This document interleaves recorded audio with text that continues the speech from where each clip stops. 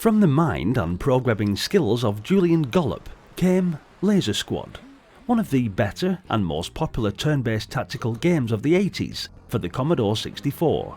Yeah, I know what you're thinking. This music sounds like the Amiga version. Well, seeing as though there were no music for our beloved Commodore 64 rendition, I thought I'd throw in Matt Furness's wonderfully atmospheric music, taken from the Amiga Laser Squad.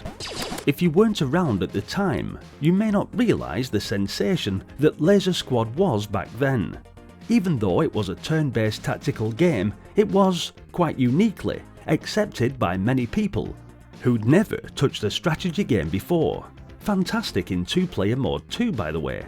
By taking advantage of cover, squad-level military tactics and careful use of weaponry, you have to be cunning enough to complete the objectives before your opponent.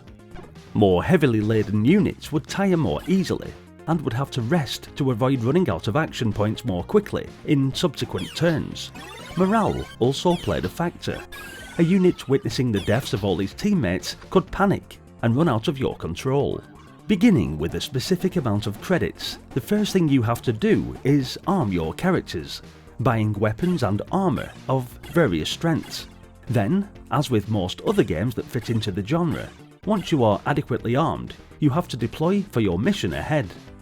Using a series of menus and a cursor, you scroll around the large, well-detailed map and take control of your units. The solo player always plays the same role, typically the good guys, so if you get tired of this, then you'll need to grab a friend to play against.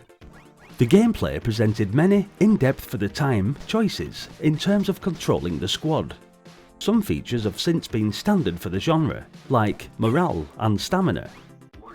Furthermore, each Marine has multiple additional abilities that you had to correctly employ.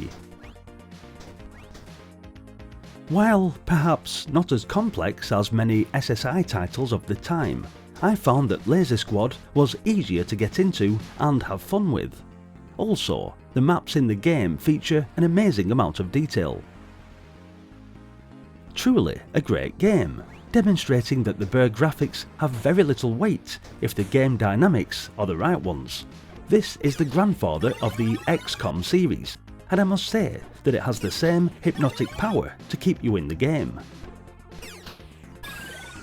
The initial customization of the team is sufficiently varied, being able to choose between different levels of armour and a wide variety of weapons, including grenades and rocket launchers.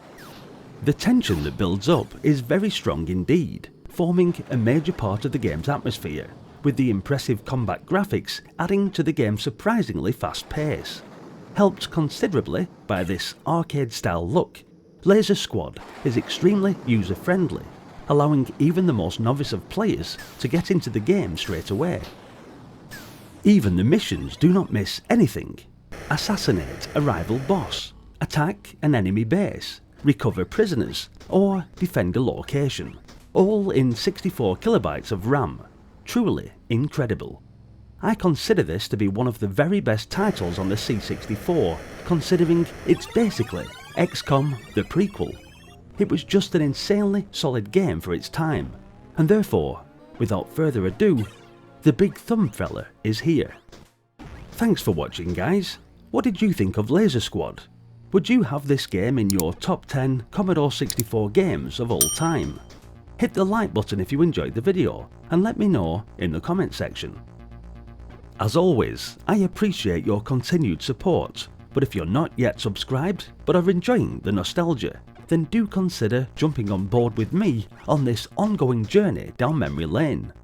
There's plenty more on the channel playlists and more coming regularly, so hopefully I'll see you all in the next one. Until then, bye for now.